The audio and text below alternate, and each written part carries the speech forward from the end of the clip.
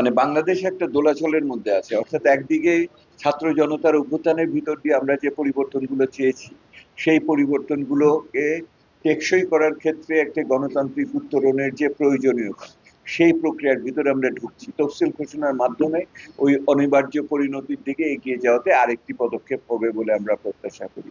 কিন্তু অপরদিকে ভীতিমুক্ত ভোটার আর প্রভাবমুক্ত প্রশাসন এবং সক্ষম আইন প্রয়োগকারী সংস্থা, এইগুলির দৃশ্যমান চিহ্ন এখনো আমরা দেখতে পাচ্ছি না।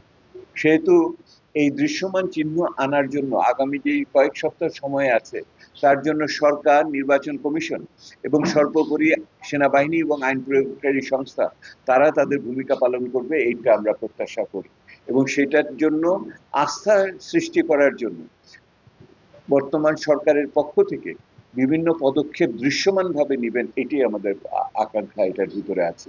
কিন্তু এই আকাঙ্ক্ষাকে বাস্তবায়ন করার জন্য রাজনৈতিক দলগুলো একটা বড় প্লেয়ার, তারা একটা বড় খেলোয়াড়।